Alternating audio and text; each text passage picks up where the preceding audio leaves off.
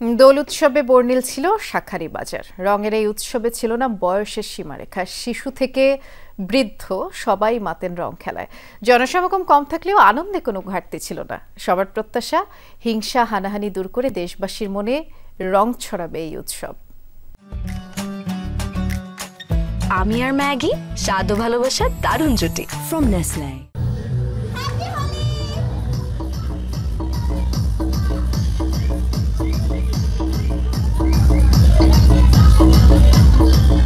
বর্ণচ্ছটায় রাঙিয়ে উঠবে পৃথিবী, এ বিশ্বাসেই মাতোয়ারা পুরো শাঁখারীবাজার। দোল উৎসব বলে কথা। রং ছড়ায় যারা মাতোয়ারা তাদের বেশিরভাগই শিশু। পরস্পরকে রাঙিয়ে দিতে কেউ ছুটছিল কালার বল, কেউ বা পিচকারি, কারো হাতে আর কালার মেশিন গান। কারো পছন্দ আবির, তো কারো বালতি বোঝাই গোলানো রং। পোশাক বাঁচাতে অনেকেই নামেনি রাস্তায়, কিন্তু বাড়ির ছাদ থেকেই উপভোগ করেন পুরো আনন্দ। আমাদের হোলি উৎসবটা 2 দিনের হয়। গতকালকে ছিল একটা, আজকে হলো রঙের সাথে পানি মিক্স করে রং খেলানো হয়।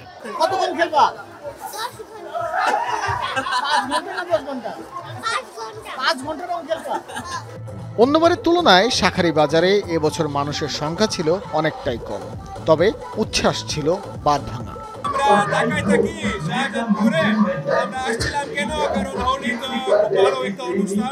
হোলি সবাইকার জীবনে অনেক বেশি রং। সবাই খুবই আমাদের তো ইনক্লুড করছে এখানে। For example, you see my colours everywhere and you also.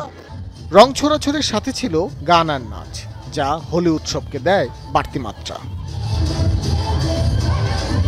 Bhaskar Bhaduri, Jamuna news, Dhaka.